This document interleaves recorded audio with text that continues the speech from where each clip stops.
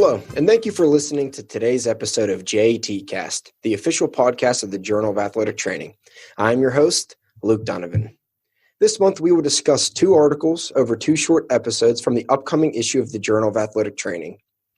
The first episode will provide an update on how athletic trainers are assessing and managing concussions, while the second episode will explore the concussion recovery timeline of high school athletes that used a stepwise return-to-play protocol.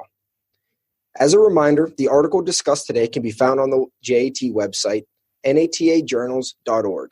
And please remember that all content from JAT is open access to all readers thanks to the funding from the National Athletic Trainers Association.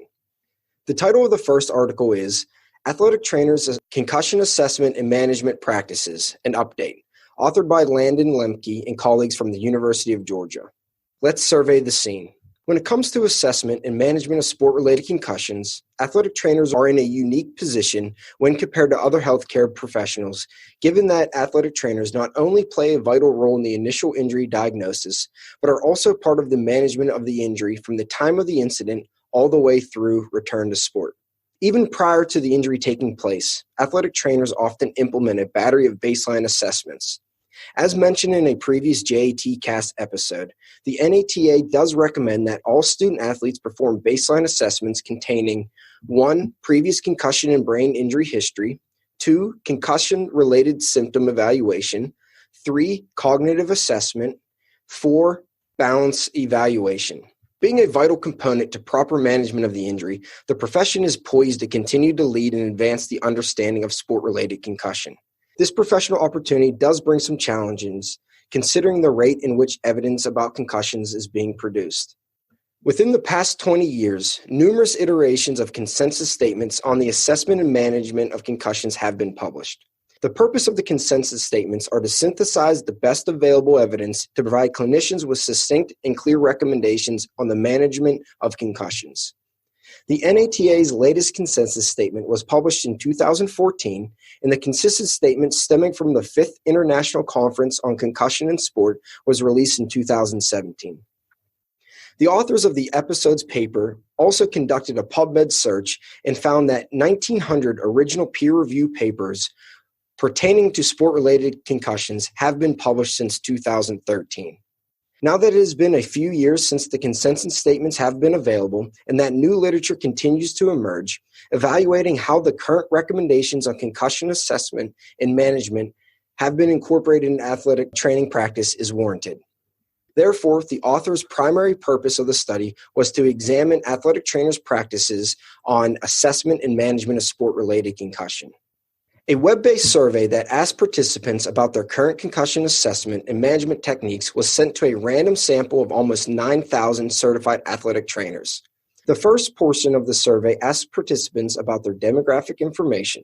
Examples of these questions were degrees earned, years of experience, and employment setting. The next section of the survey requested the participant to estimate the number of concussions diagnosed within each sport that they provide medical coverage, as well as any additional characteristics of the concussion. The third component of the survey asked questions regarding the tools and methods they use to assess, manage, and determine return to sport. Additional follow-up questions were asked depending on the participant's answer. A total of 818 athletic trainers completed at least 90% of the survey. On average, 16 concussions were observed each year per participant. The highest number of concussions were reported to occur in football, which was followed by women's soccer and then men's soccer.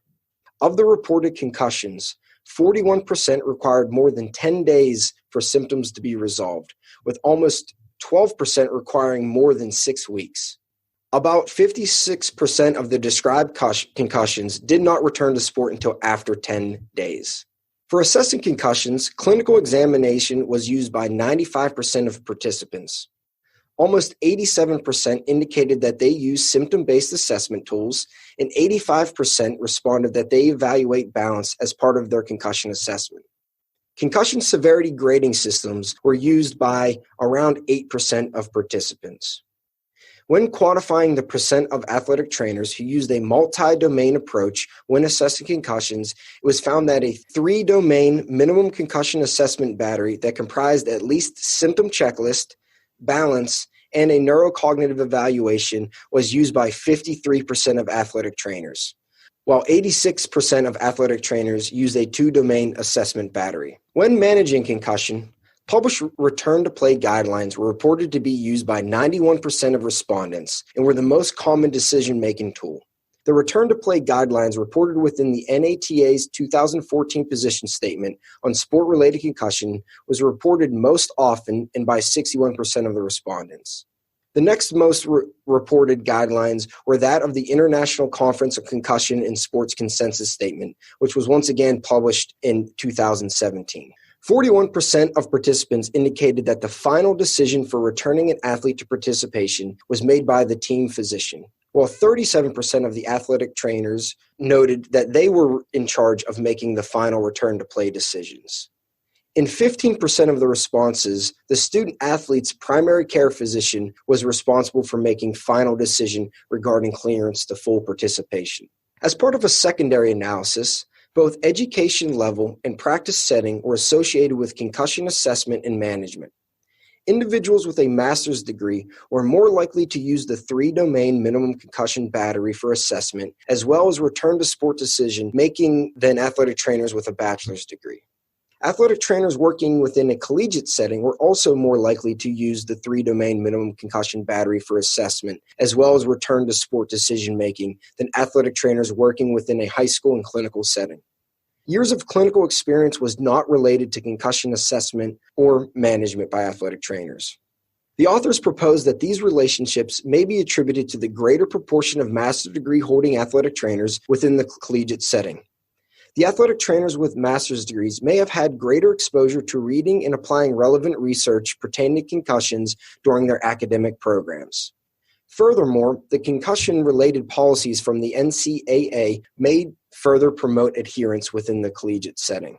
When comparing the results of the study to a similar study published in 2013, it is evident that athletic trainers are more consistently using recommended assessment and management methods. However, there is still a need for athletic trainers to increase their use of multidimensional assessment and return-to-sport tools and discontinue using outdated instruments such as concussion severity scales and previous iterations of the SCAT. To achieve uniformity across the profession, athletic trainers should conduct annual reviews of concussion-related policies and protocols to ensure the respective assessment and management practices align with current guidelines detailed within the aforementioned position statements. Well, that's it for today's JATCast. Please remember to rate and subscribe to the podcast, which is available on iTunes, Google Play, Spotify, YouTube, and Stitcher. You can find out more information about upcoming podcasts and other JAT events on our Twitter, Facebook, and Instagram accounts at JAT_NATA. Thank you for listening and keep a lookout for our next episode of JATCast.